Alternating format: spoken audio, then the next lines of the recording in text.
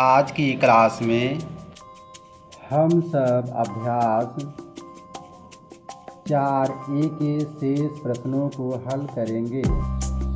अभ्यास 4A का तीसरा सवाल है 10 सेंटीमीटर त्रिज्या के वृत्त में प्रकार की सहायता से 16 सेंटीमीटर माप की एक जीवा खींचिए।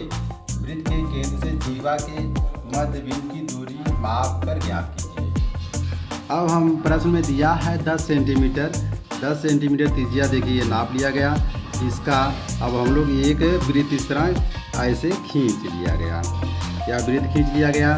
अब उसके बाद दिया है 16 सेंटीमीटर की एक जीवा।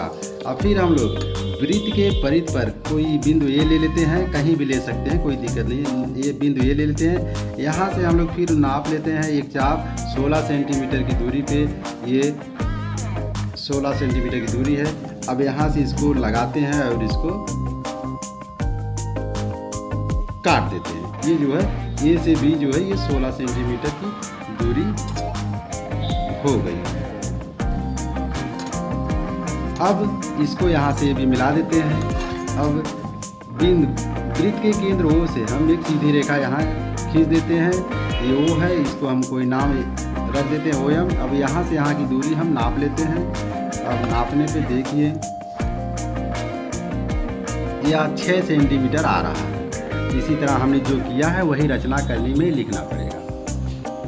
अब हल करना है, रचना करनी है। सर्वप्रथम हमने 10 सेंटीमीटर त्रिज्या का एक वृत्त खींचा जिसका केंद्र O है।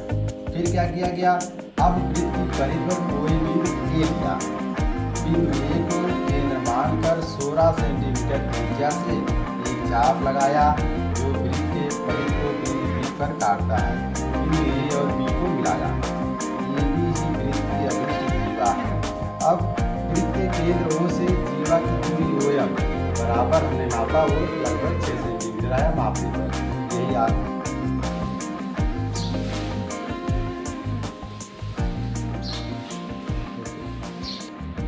चौथा प्रश्न आप लोग स्वयं करिएगा, बहुत आसान है। हम 5वां प्रश्न कर रहे हैं। 5वां है 11 सेंटीमीटर का एक रेखाखंड AB खींचकर उसका लंब समद्विभाजक खींचिए। लंब समद्विभाजक पर कोई बिंदु P लेकर PA तथा PB की माप ज्ञात करें। क्या PA बराबर PB है? अब हम लोग सबसे पहले 11 सेंटीमीटर की एक रेखा खींच लेते हैं। 11 सेंटीमीटर की एक रेखा खींचने के बाद इसके बाद हम लोग बिंदु A और B को क्रम से केंद्र मानकर इसको हम लोग यहाँ आधे से अधिक दूरी लेकर एक चाप इधर लगाते हैं, एक चाप इधर लगाते हैं। फिर यही दूरी लेकर हम एक चाप फिर ऊपर की तरफ इधर लगाते हैं और ये इधर लगाते हैं। इसके बाद इसका नाम हम लोग C और इसको मिला देते हैं। इस तरह इसको मिला देते हैं। मिलाने के बाद ये C इसका नाम रख देते हैं और यहाँ D रख देते हैं। अब फिर यहाँ पर इस CD रेखा पर कोई बिंदु कहीं पर भी हम लोग एक बिंदु P ले लेते हैं। P को A से मिला दिया गया, इस तरह P को A से मिला दिया गया और P को फिर B से मिला दिया गया।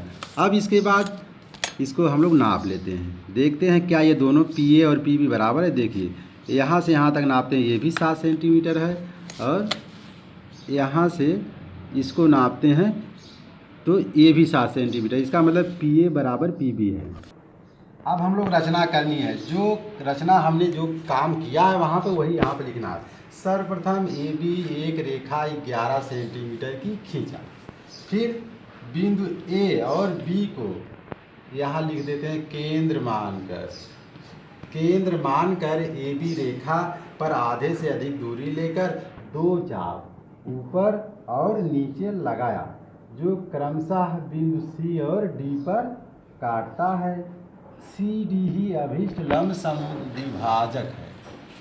तीसरे बार अब CD रेखा पर कोई बिंदु हम P हमने P ले लिया, कोई बिंदु आप P ले लिया।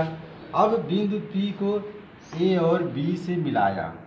रेखाखंड PA और PB को मापा। मापने पर देखा गया कि PA की जितनी दूरी है उतनी दूरी PB की है, अतः PA और PB बराबर है। और छठा प्रश्न आप लोग स्वयं करिएगा। अभ्यास 4A आज यहाँ समाप्त हुआ।